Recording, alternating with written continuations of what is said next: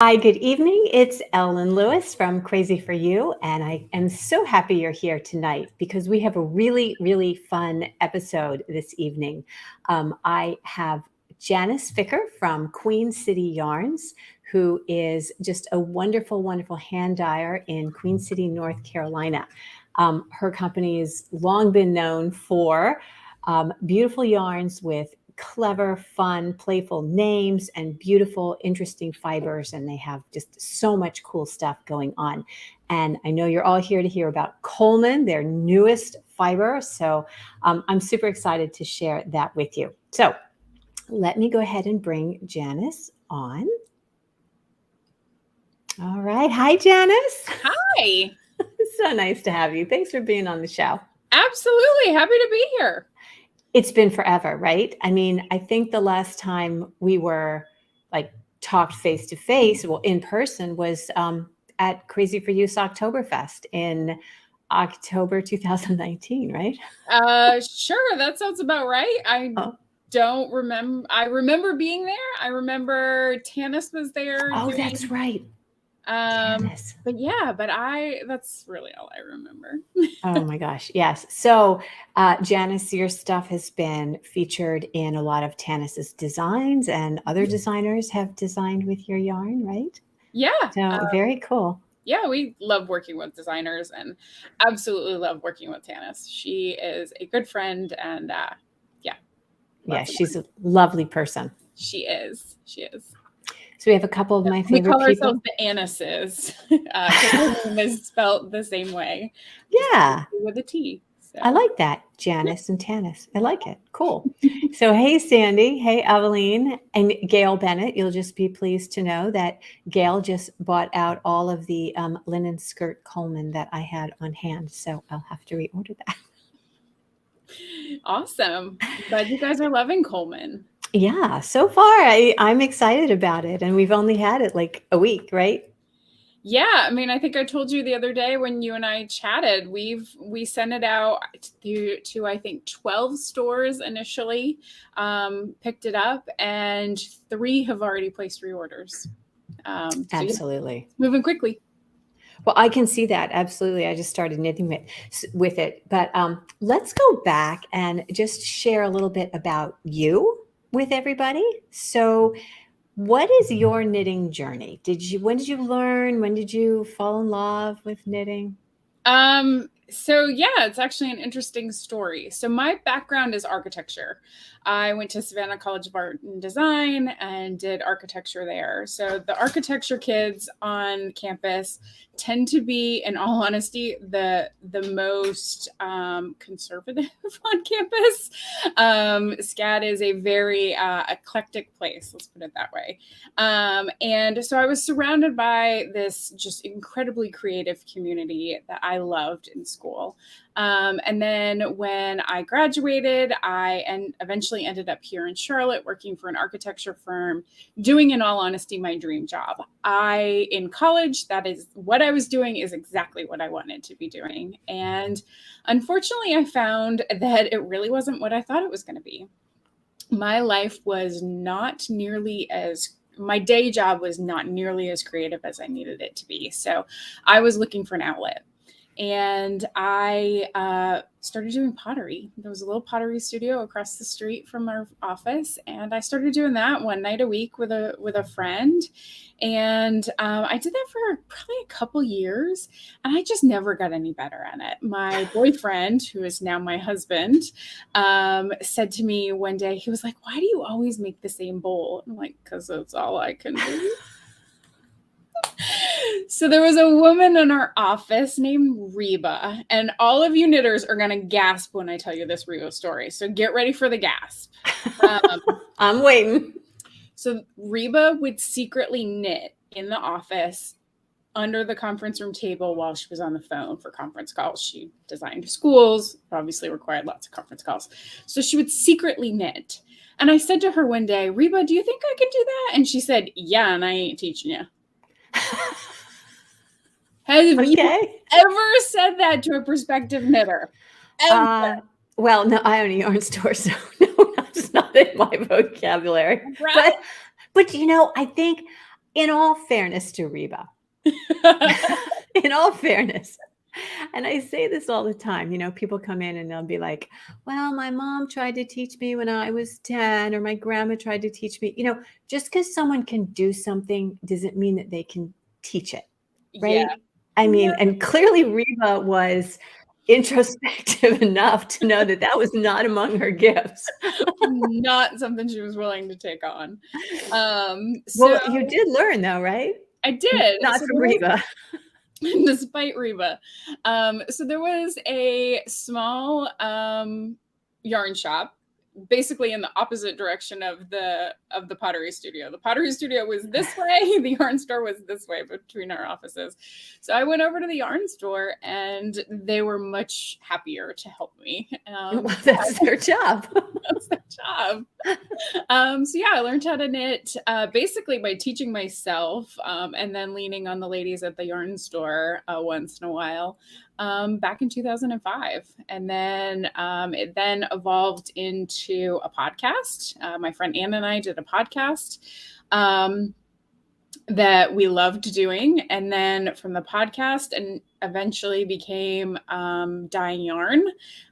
Kristen and I started dyeing yarn at night over a bottle of wine and, So how did that come up? I mean, it's like knitting is enough of a full-time hobby. How did you decide, oh, well, let's dye yarn too? It, in all honesty, was just Kristen's husband was traveling a lot. My husband was working a lot. She had 2 really small kids. Ryan was still nursing at the time. Like we needed something to do to just kind of relax. And she had the idea of, let's buy some naked yarn from Knit Picks and let's buy a couple of dyes and let's just play. And that's what we did. Like it was just playing. And then it eventually evolved into the business, the 2 of us. And then it's evolved even further to just me. So let's see. She learned more in 3 sessions than she did 3 months with me. Yeah. Well, you got to know what you're good at, right? So let me just go ahead and welcome a few folks here.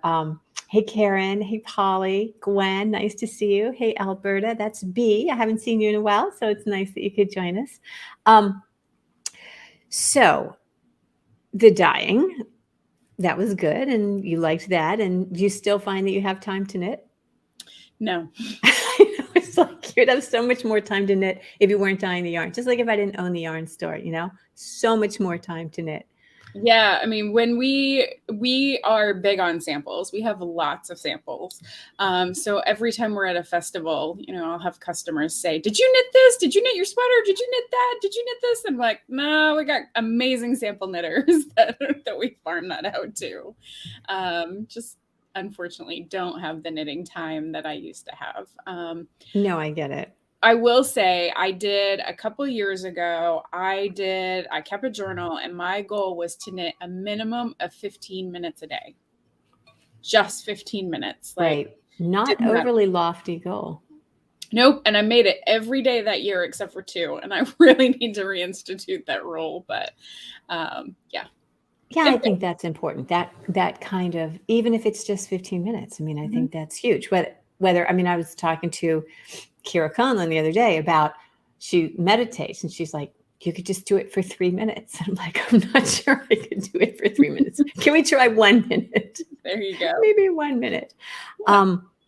So how was the pandemic for you?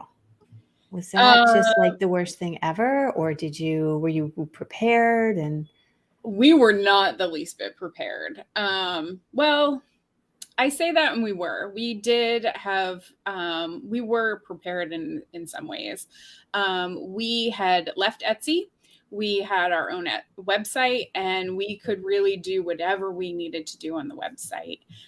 So what we did was we really focused from just selling yarn to really just selling kits and packages, and really just making it super easy for customers to say, I want this yarn to make this pattern. Here you go. And that helped us a lot. So really just trying to take the guesswork out of it for customers.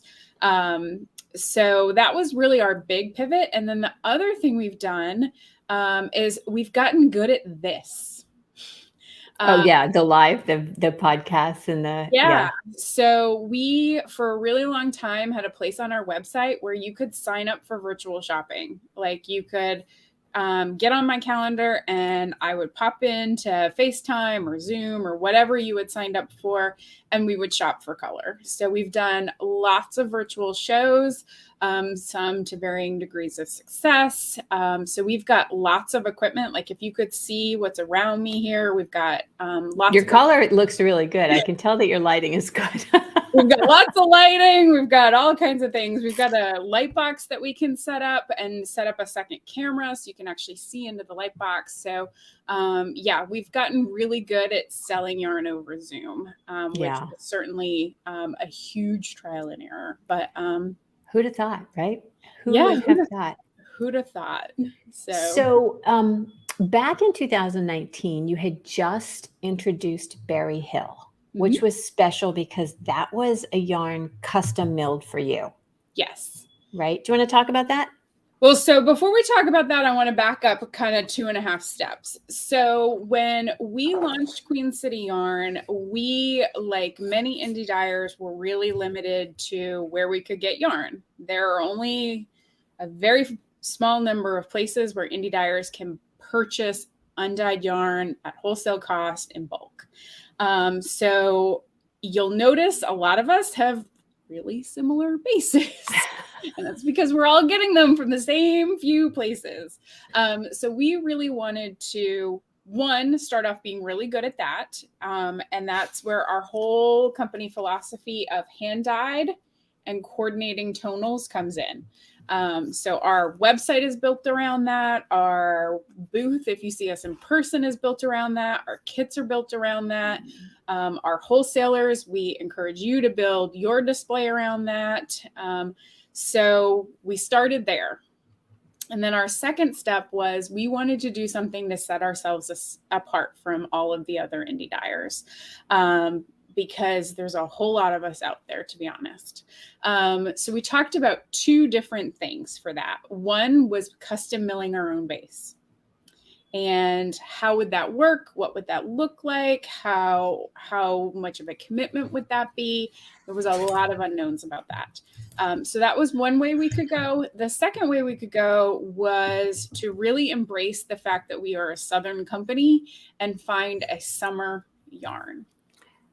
Right. That's where Coleman came from, right? So that's where Coleman came from. So what happened was Kristen and I pushed forward with both of those things. What can happen? Let's do some investigating. Let's do some researching. And custom milling our own yarn turned out to be easier. Oh, really? Really? Wow. Who'd have thought? Who would have thought? But it was. So we found a mill just outside of Asheville called Echoview Fiber Mill. We love everything about them. They're a women-owned company. They're a very diverse staff, really young, really fun, really innovative. And so we just kind of latched onto them, and they guided us through the process in a really great way. We will forever be thankful to the ladies at Echoview, and we still work with them today. They mill Berry Hill for us. We then evolved that into a second yarn with them that is called Chadbourne. I saw that. So we took everything you love about Berry Hill and we added a 4th ply to it with black alpaca. So it's kind of a zebra yarn. So we released that last fall. So they mill those 2 yarns for us, and we love those 2 yarns. They are fantastic non-superwash merino alpaca blends. And then from there, I kept looking basically for a summer yarn. And due to the pandemic and a lot of family dynamics, Kristen last year stepped away from the company. And it was at that time that I really kind of refocused on looking for the summer yarn. So I've spent the last 18 months looking for a summer yarn, and as you can see, we found a good one. You did. So let me back you up a minute. And let's talk about what that process of developing Berry Hill was like. What Yeah. is it? I mean, you go and you're like, you have to decide ply, you have to decide fiber content. How do you go about that? I mean, did you know what you wanted? You have to choose what micron and all of that. We didn't really know what we wanted. We wanted a garment yarn. So we initially went into it thinking we would do a DK weight. And we really leaned on the ladies at Echoview for their expertise. So what they do that I think is really unique is, and some of this is a lot of backstory, but alpacas were raised almost or the alpaca farming community almost became like this get rich quick scheme kind of thing. Like a pyramid scheme. Yeah, I totally get that. Yeah, so it was really weird. These farmers were told, buy alpaca, raise alpaca, have their fleeces spun into yarn, you will make money. And it didn't work that way. So what the ladies at Echoview found were a lot of these animals were being treated very poorly because they weren't making the money that these farmers were promised. So what Echoview does is they changed the model. They don't spin the alpaca and sell it back to the farmers. They buy the fleece and pay the farmers, and the farmers are free and clear, don't need to worry about it, come back next year with the same thing. So it basically just goes into a big pool. So they have a lot of alpaca because they work with a lot of these regional farms. So the alpaca traces back to North and South Carolina, Tennessee, and Virginia. I love that. I love that so much. You really do. People don't understand. Yeah. So when we learned that and that was what they were doing, we knew for sure we wanted to include the alpaca. So that's kind of where the alpaca blend came from.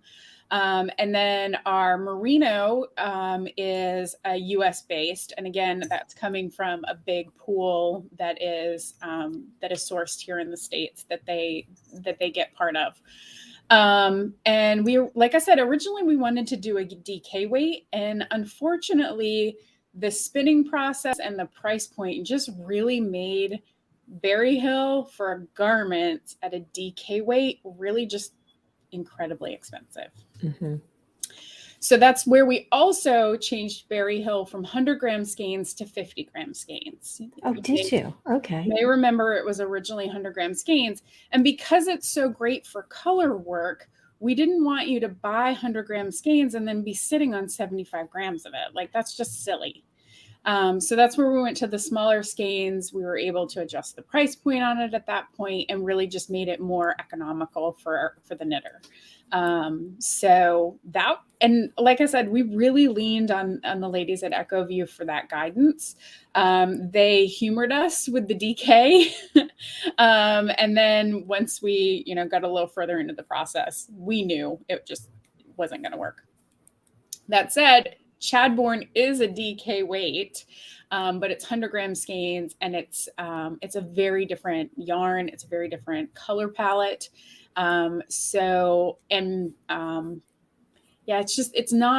It's not nearly as cost prohibitive as Berry Hill was for a garment. So yeah, no, I get it. It's still a beautiful yarn. I bought some for a sweater I haven't made.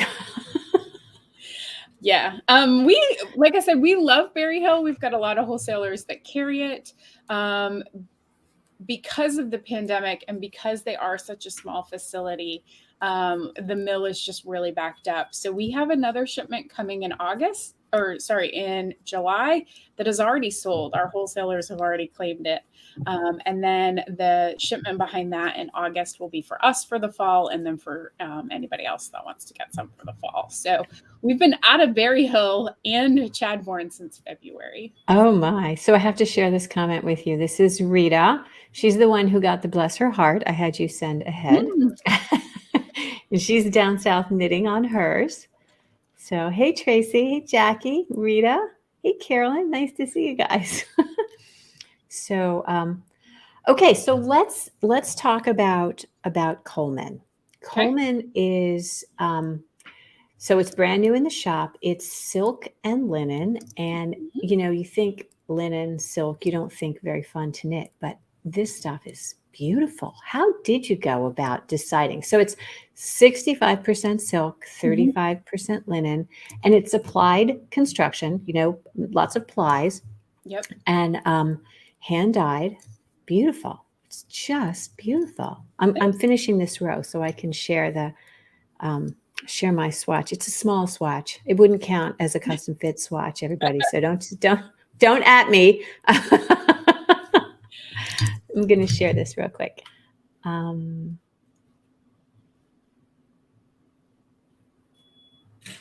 Whoops. Okay, let me go to this.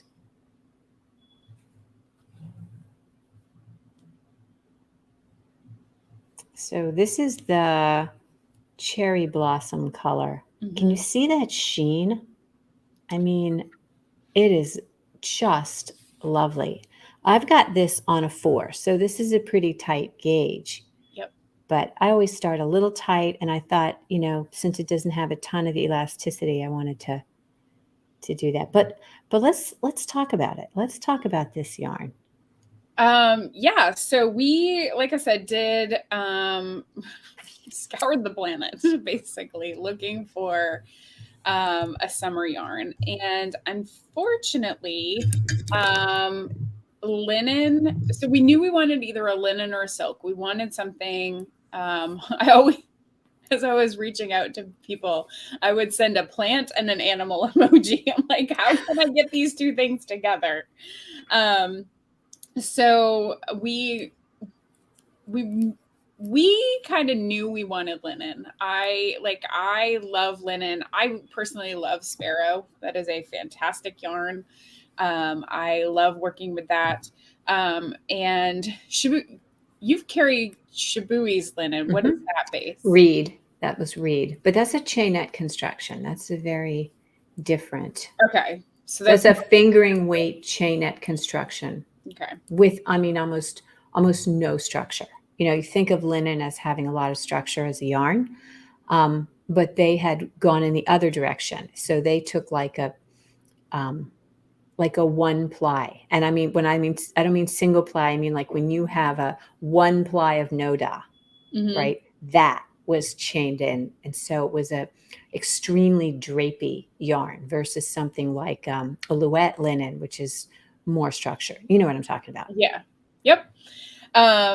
Yeah. So we kind of just fell in love with linen. I personally wear a lot of linen in the summertime. I love linen. So then it became a matter of finding a good linen, and good linen, unfortunately, isn't an American product. No. It's kind of the easy way to sum it up. But you definitely, you got a good linen in this, because a poor quality linen is going to have those short staples. It's going to stick out. This is smooth. It's so beautiful. Now, some of that is the silk. The silk is definitely helping it. Yeah, but it's not, it doesn't have that, you know what I'm talking about, that short staple that sticks out and makes it look hairy. Yes. This does not look hairy. This is not hairy at all. Nobody wants hairy yet. Oh, it's so pretty. Like it is smooth. If anything, I would say it's almost got like a halo similar to what you would see on a cotton. Yes, almost like a mercerized cotton. It's a beautiful sheen. Yes, so lovely. And then what I like, you can see how it just shines. Yes. And that again is the silk giving it the shine. And because of our dye process, the linen and the silk take the dye very differently. So that's where you're getting the tonality in it.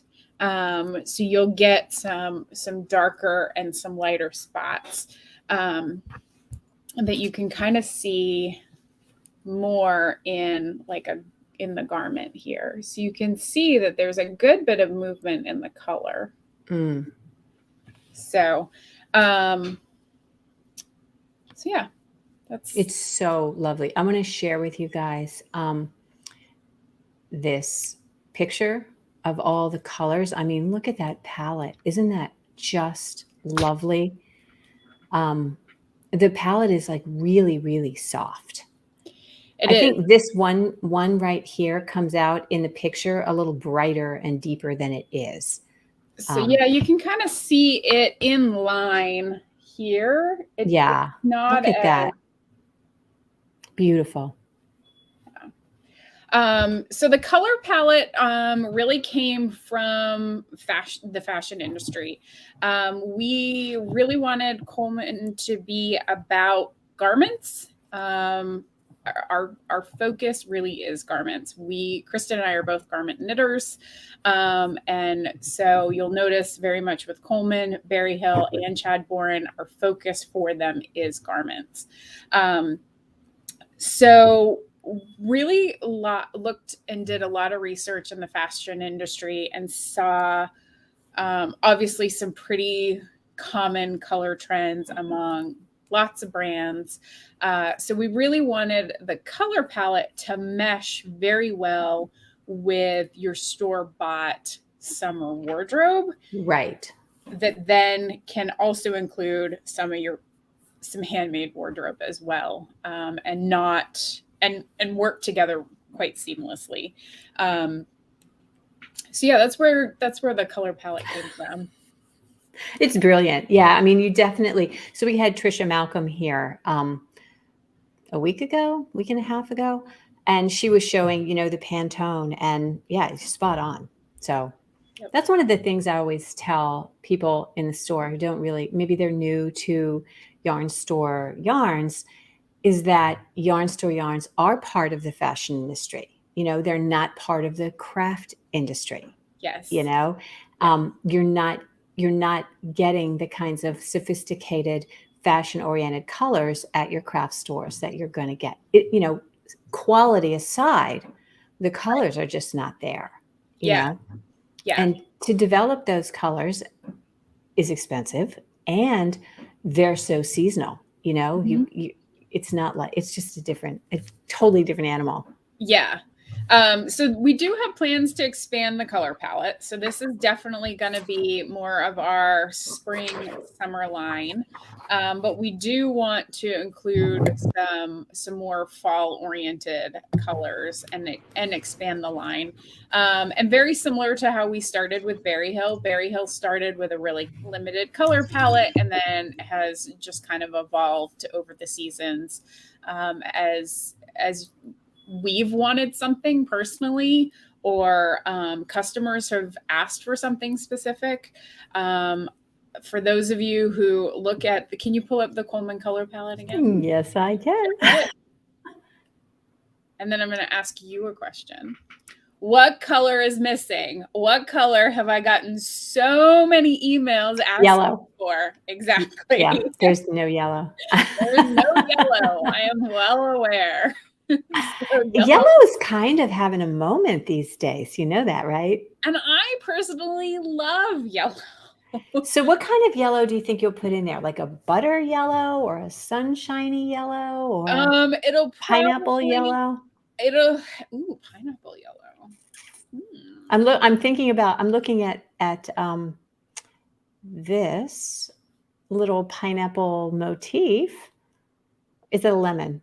It is a lemon. Lemon. Yeah. Okay, duh. I guess I don't know my fruits. I don't know why that looked like a pineapple to me. Cut this way. I do like the pineapple idea because that's a hint of orange too. I think that would be really pretty. Yeah. So. I mean, a nice yellow is really a good thing. Especially, I mean, you don't need a lot of it, but if you're doing any color work.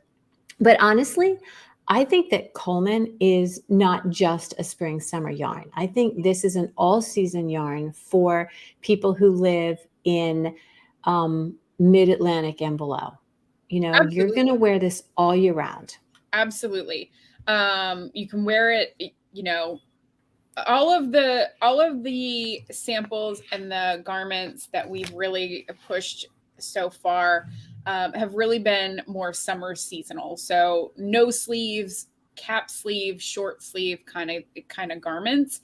But if you throw a bracelet length on there or even a cardigan, mm-hmm. yes, like throw a cardigan over a thin long sleeve shirt.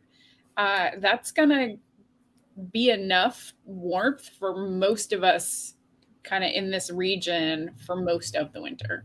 Yeah. Plus for people who just don't like wool next to their skin for whatever reason. Right. I can see this when I have a customer, Jenna, who's been looking to do, I'm not suggesting you do black, but black would be amazing. Yeah. Do a black ribbed turtleneck that just fit real close. I think that would be gorgeous. I'm definitely going to knit a sweater in this. Guess what color? What do you think? I have knit one. So this one I did knit. This one I did. Well, I saw the one Joe knit. Joe knit a beautiful sweater. Yes. So Kristen is actually putting out her pattern tomorrow for the Fresh Favorite Tee that I think Joe and maybe a couple of your other customers were test knitting. So that'll be out tomorrow, and that's got little sleeves and a scoop neck and so cute. Really, really casual, but really elegant little t-shirt. But little t-shirt in a silk yarn, it's a whole different level. Absolutely. Right? Yeah.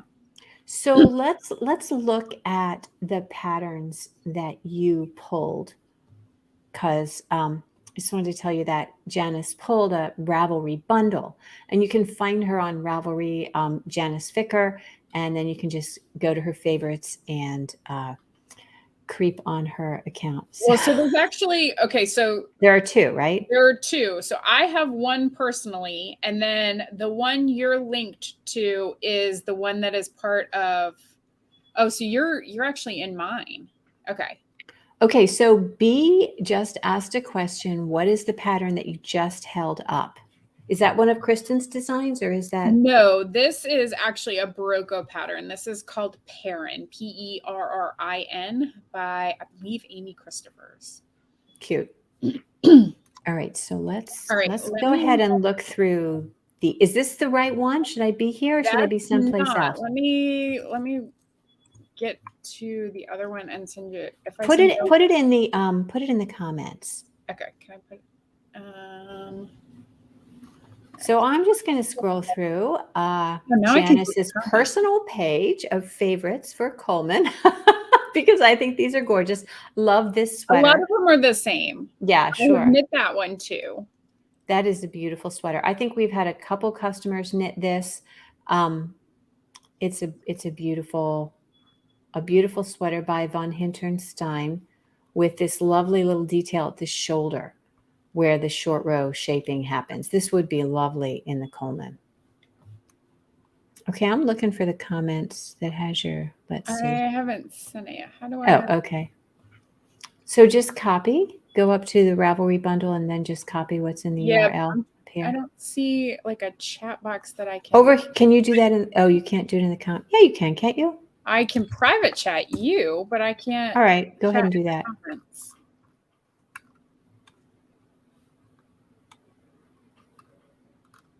Did that work?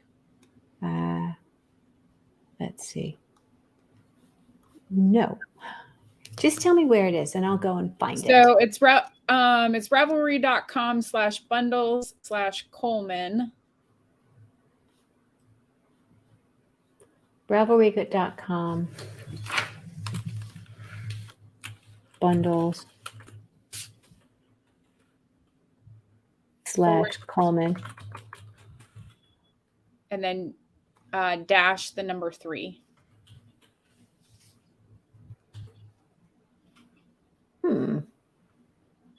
Oh, it might help if I spelled it right. There you go. There you go. Okay, good. All right, now everybody can see this. But it's got others in it.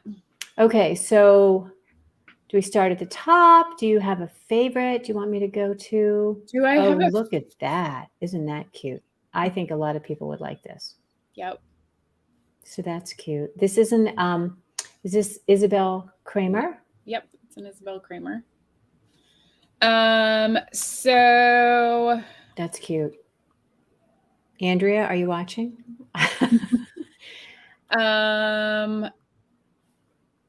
This is pretty. the linen tee. Oh, look at that. I love that. Linen, huh? Yep, right there. The first, up one more on the far left. Oh, Yep. okay. Cute.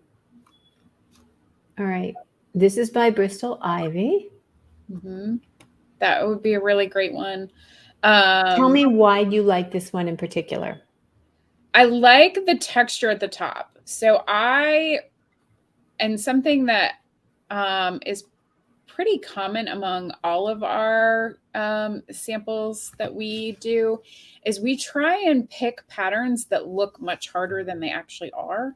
So the lace detail here at the top and then just stockinette for miles is kind of my go-to for a project. I want to be engaged in the project and really kind of put a lot of mental energy into the project at some point, but I don't want that to be my entire project. Right. I want at some point to be able to turn on the television and just knit.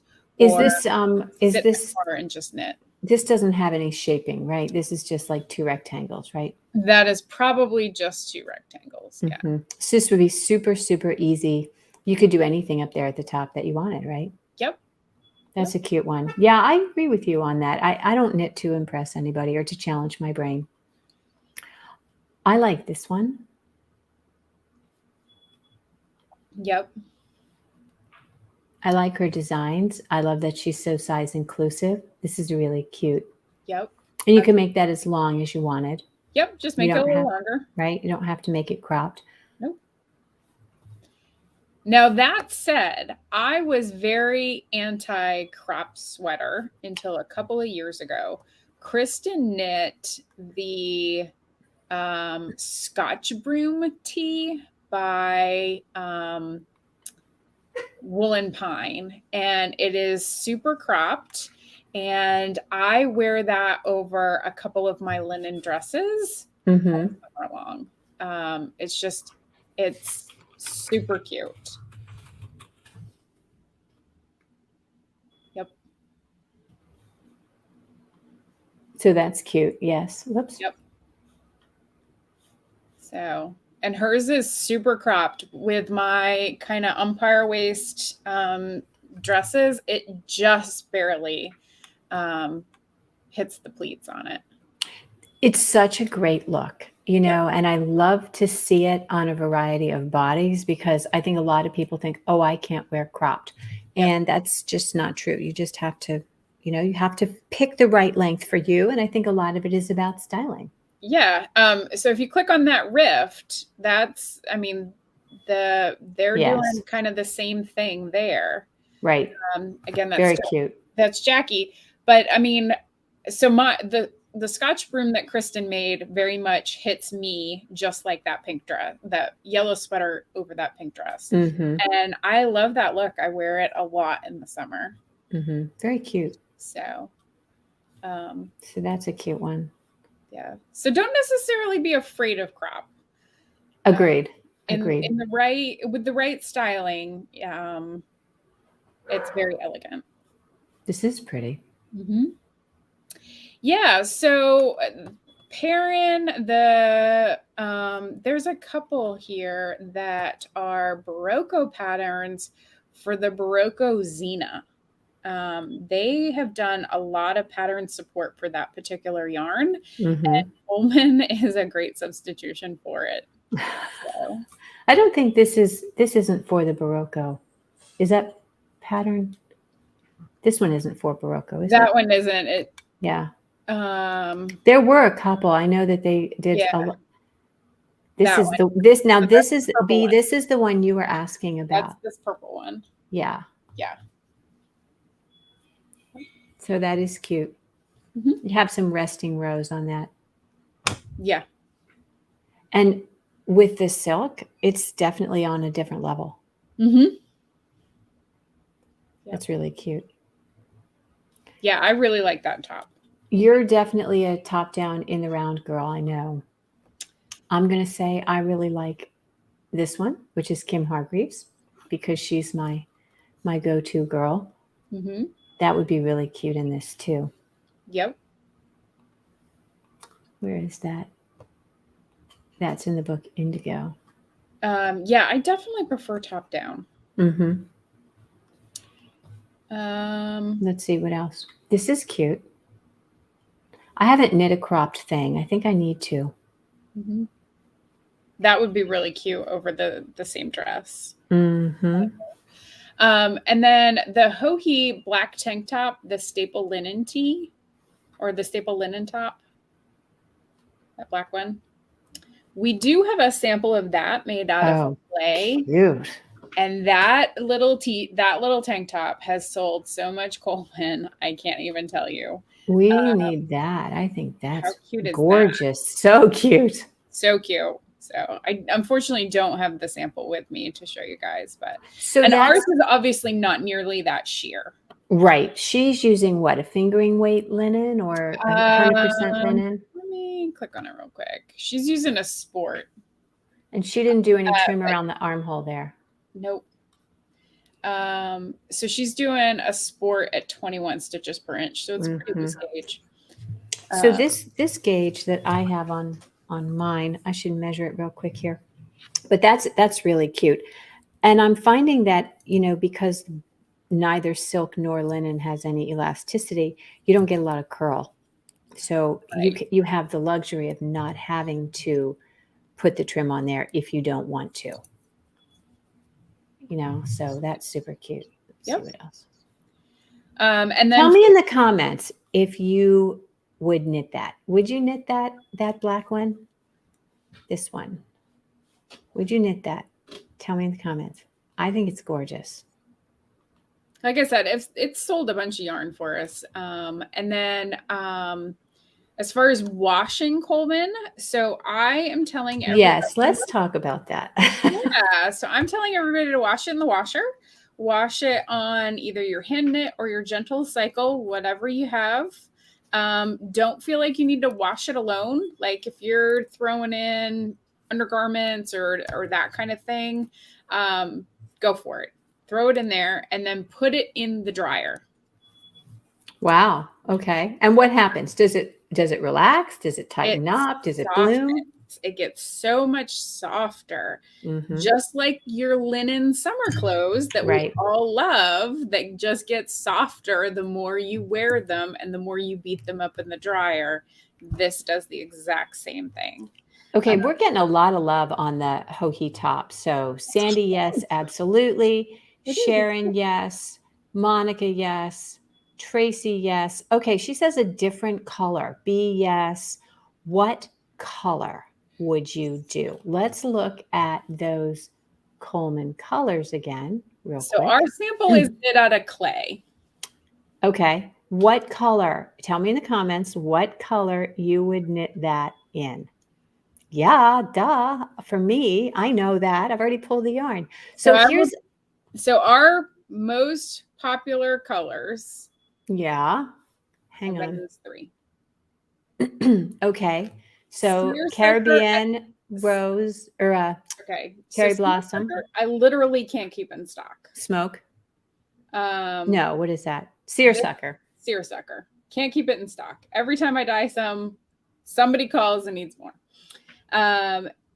Cherry Blossom is my new favorite addiction. Kristen is actually working on a sample of her t-shirt out of this for me. Hopefully that is landing in the mail very soon because I want it. Caribbean Sea also has been incredibly popular. And then the next two popular have been lemongrass and amethyst. That purple is lovely, isn't it? Those two look really nice together too. Yeah, lovely. These two together as well. Yeah, it's a really cohesive palette. It's a really nice job on the palette. And then, so maybe a knit along on that. Oh yeah, now you're talking. Yeah. This is only one sweater, so maybe we have to knit two. It would go really fast. So let's look real quick at the yardage on that, just so we know. So let's see. Purple, green. Yes, we all like the black. Everyone wants the black. Everyone wants the black. I know black is a bear to knit. So it has 325. Is that right? 325? I didn't bring the label in. 325. What? 445?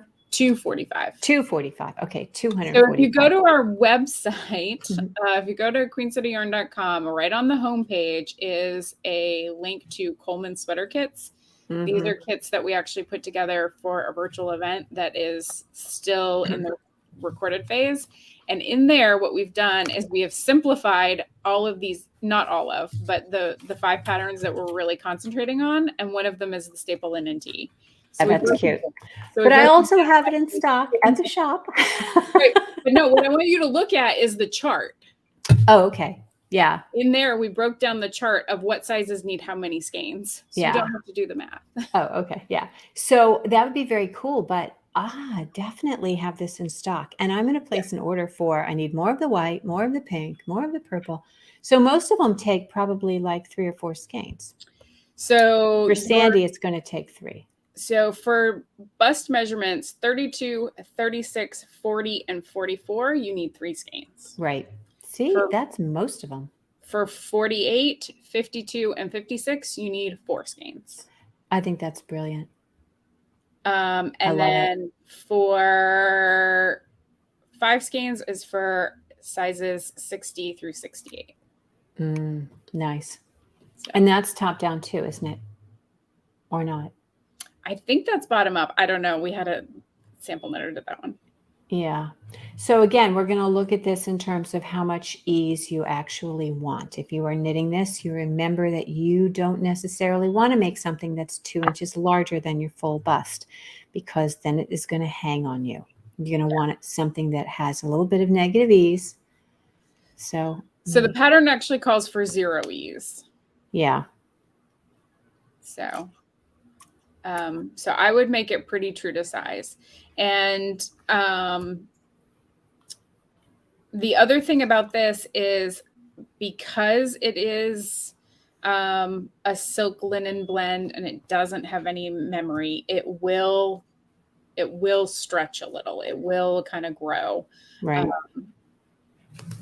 So it's not going to grow like your DK weight non-superwash cardigan will over the course of the day. Or your 100% rayon. Right. But it will stretch on you over the course of the day. So definitely keep that in mind when looking at it. But then when you wash it again, it's going to pull back up, right? Like a cotton thing will. Yep. Exactly. So it behaves more like cotton than anything else. Yes. Yeah. Oh, I think this is just lovely. I'm going to measure my gauge real quick. Again, I was on a 4 here. It doesn't matter. So I've got 1, 2, 3, 4. Let me turn this on so you can see, because it's actually kind of interesting. Right. So here's my little. I wish I had my glasses. Where did I put my glasses? Anyway, I've probably got 6 stitches to the inch here. 1, 2, 3, 4, 5, 6. I would go with that's 6 stitches to the inch. And even so, it's not a stiff fabric. Nope. It's a beautifully soft fabric. So that would have like an incredible drape. Love it. I love it. I really do. I love it so much. Let me quickly open Kristen's pattern that'll be out tomorrow. Her gauge in that is 22. The pattern that I knit is 20. So you're getting 24. Oh, I'm getting 24. Yeah. So, but again, I'm on a 4 here. I'm on a 4. I just wanted to see how, I always start tight and then go up just to sort of see how it behaves, and see how it is, because things are not that fun to knit tightly, but this is not bad. I mean, this is lovely. And it's, it's not slick. It's smooth. It's soft. It's not slippery, in a kind of icky way. You know what I'm talking about? Yeah. But I did note getting off your metal needles. No, I did notice, and everybody needs to be aware of this, because I have some of you call me like, can you wind that for me? No, the answer is no. Talk about that, Janice. There's a cute little message on the label. I don't have one handy. Let me grab one. Hold on. It says, because you're opening the label, you're getting ready to put it on the Swift, put it on the winder. It says, hang on, let me bring you up. Wind by hand. You'll thank us later. You can thank us later. Yeah, absolutely. Yes. So the thing we've learned about linen is much like non-superwash wool, it likes to hang out with its neighbor.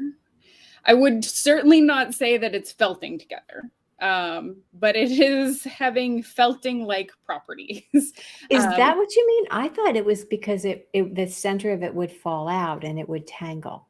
No. Okay. Now, I will tell you, if you wind this on your ball winder and you have absolutely no problems with it, congratulations. I cannot guarantee you the next skein will do the exact same thing.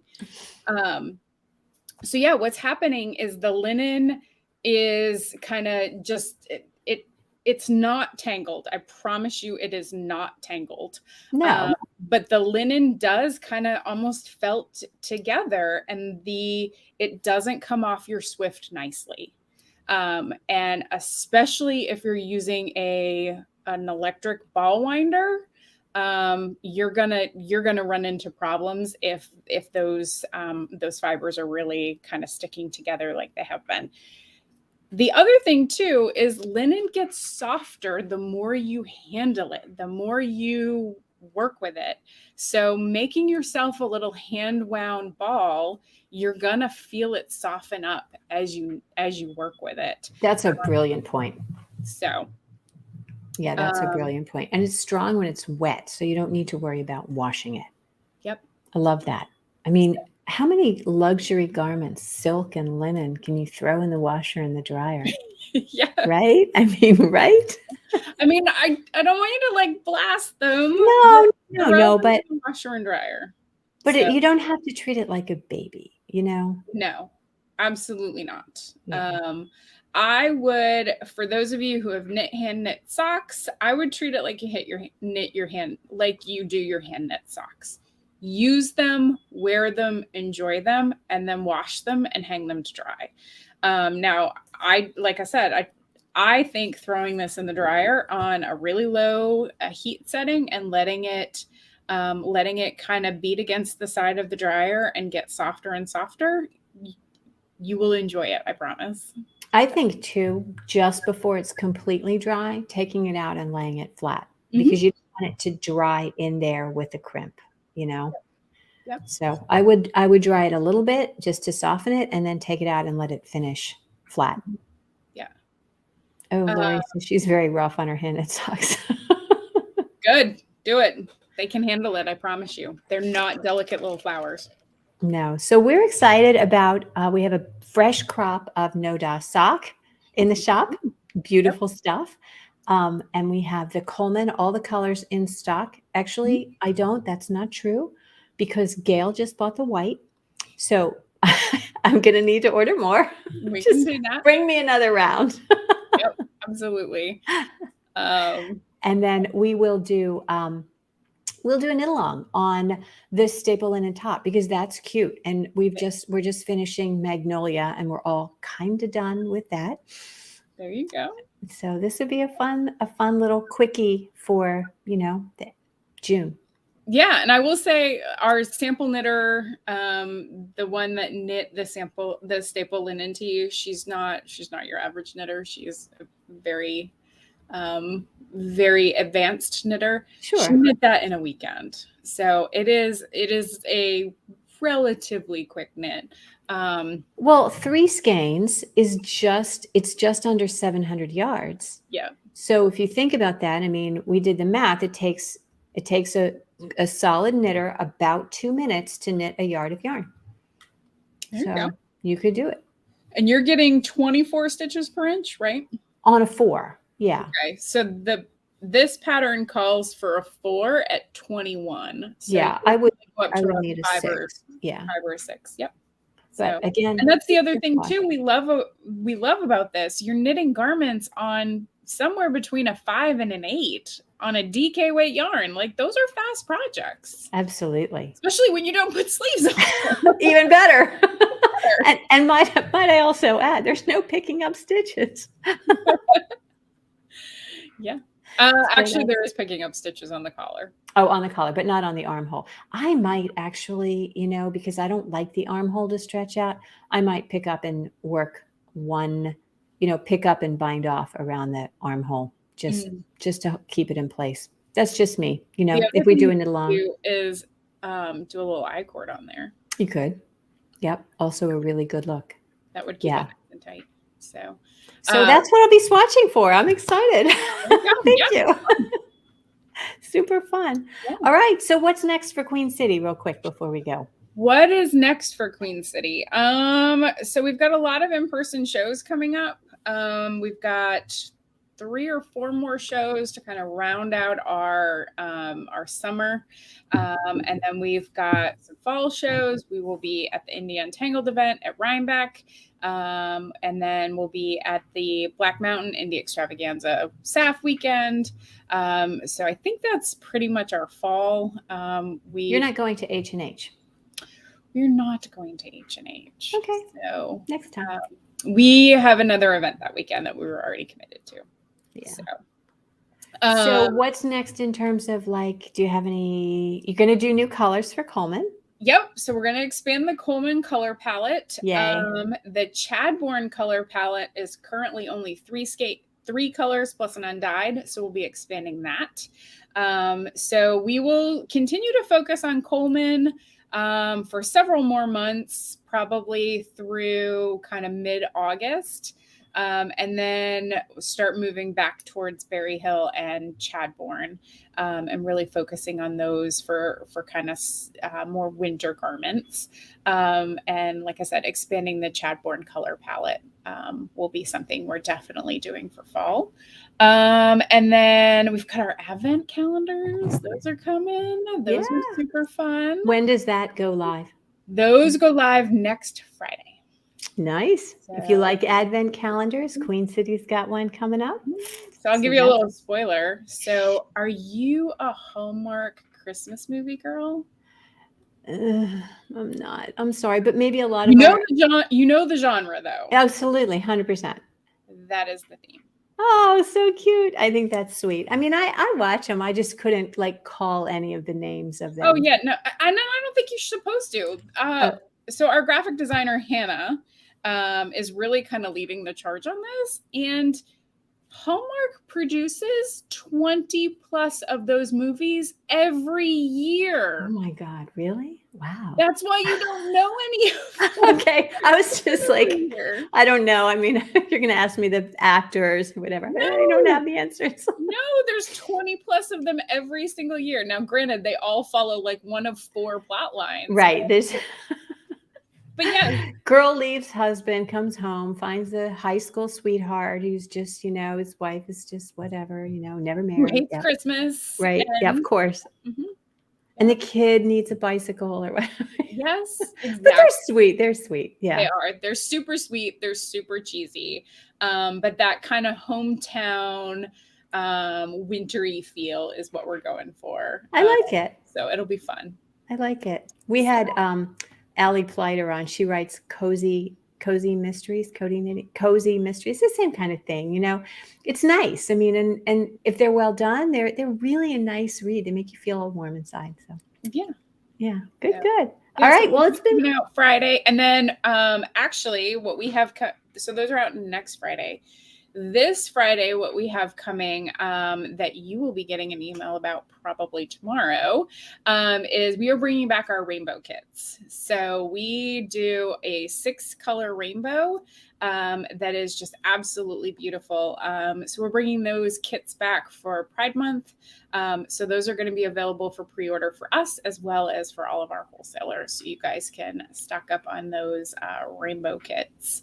Fun. They are super popular. So so those will be hitting our website and then for pre-order. And then we anticipate several of our our wholesalers like yourself will pick them up and have those available. So that's very good. That's fun. So many fun things. You guys have such beautiful colors. I love the way you pull garments for your yarns, and it's just nice and fun doing business with a woman-owned business that thinks the way I do. So, thank you.